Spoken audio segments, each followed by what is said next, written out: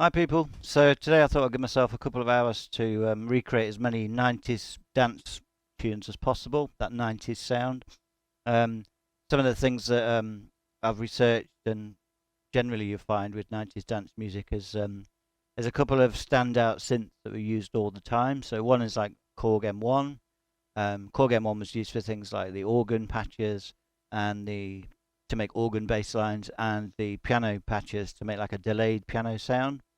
Under the keynote that they backed up the organ bass sound with was a module synth called the Yamaha TX81, I believe, and it created a patch called the Lately bass, and it was just a short stabby bass that went alongside the organ bass.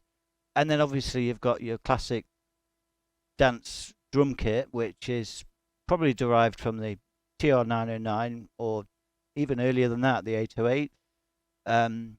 So I'm going to give it a go anyway, and I'll explain what I'm doing as I'm recreating the sound. Here we go. I'm just going to switch to an overlay screen. Okay, so here we've got just a couple of patches that I've looked through the library with, and they seem to fit the bill okay. So I'll start off with track 1. So 90s house kit. What I've done is I've recreated like a custom drum kit by dragging and dropping a lot of samples in. I actually got the hi-hat and the snare sound and all those kind of things from an Akai MPC pack. There is a classic 90s house one. I definitely recommend you check it out because it's really cheap, and it's also possible to use it with the iMPC for iPad.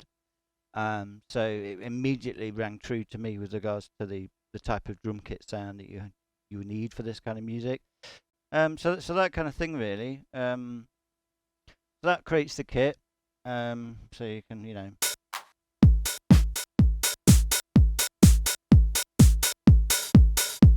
that kind of thing. It's all boots and cats.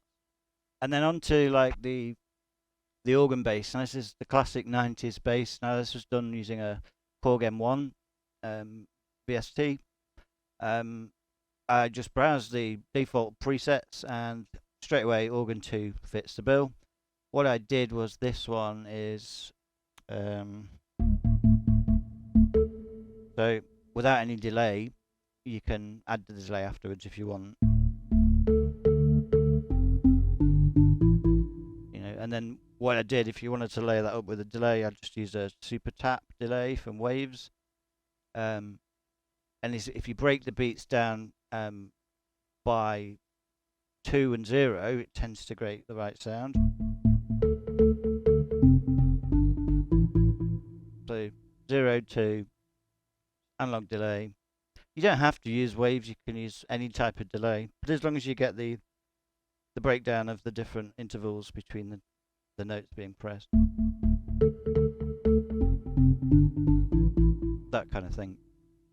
So that, when you topple it with the Lately bass, which is the supporting stabby bass sound.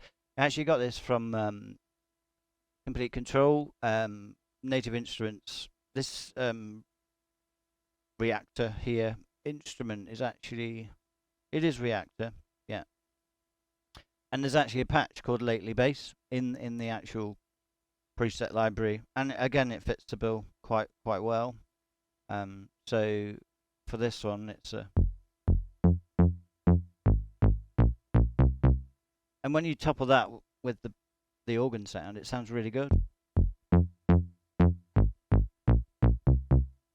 So that's that one. And then for things like strings, well, OmniSphere is brilliant for strings. I mean, you can use anything you like, really. I tend to find that a lot of the string sounds, pad sounds, probably came from like 90s synths at the time. So obviously Korg and things like the Yamaha CS series or the Yamaha AN1X. I do actually have an AN1X. It was used a lot in trance music actually, and it's a fabulous VA synth. But I'll probably make another video about trance music later. It's a different genre altogether, really. Okay, so yeah, for string sounds, kind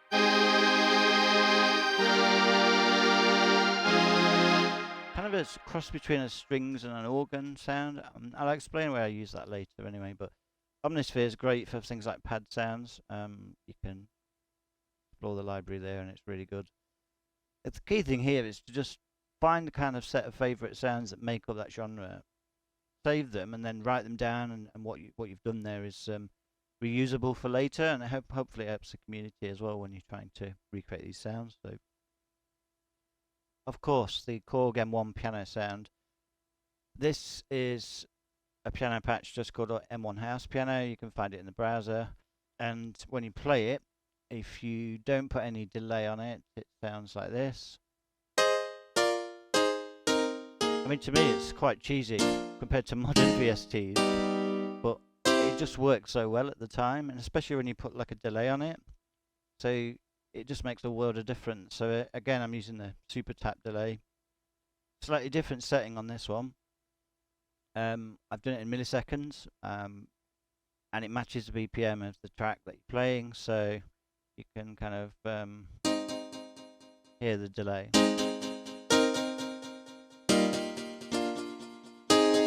So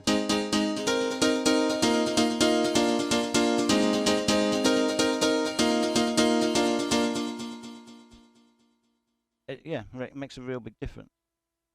Anyway, I could go on all day, but what I'm doing, I'm going to go away now and just try and recreate as many dance tracks as I can, and coming up is the results.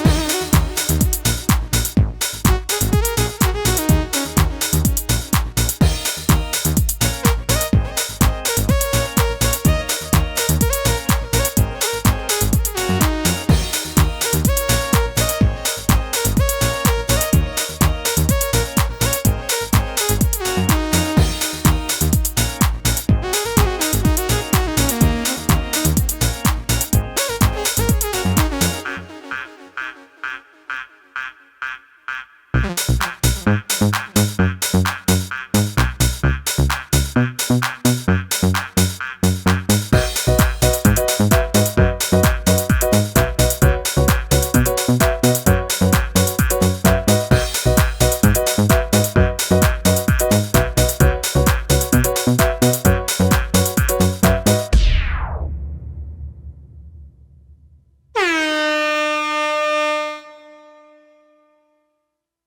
thought I'd just finally talk about some of the techniques I used when I did these tunes.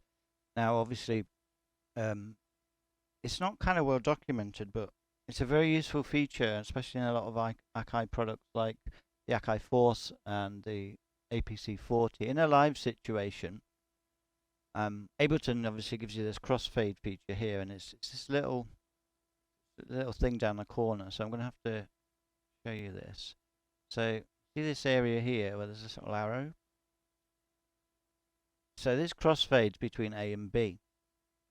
Now, if you were creating a track where you wanted the bridge part or the fill part to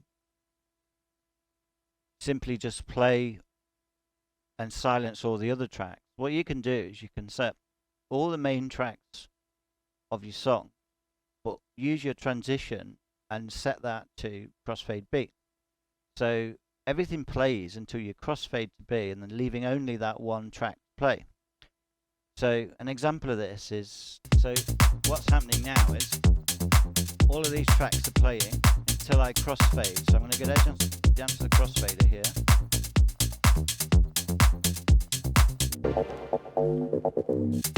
See what I mean? You can actually just crossfade to bridge, fill in, and then back to the sound again. And what I do with that is I map that to one of the sliders on the APC, and it does this. It just makes it really good for live playing, and you can do that with a lot of different things. Any fills, transitions, things like that. Anyway, so that's the kind of thing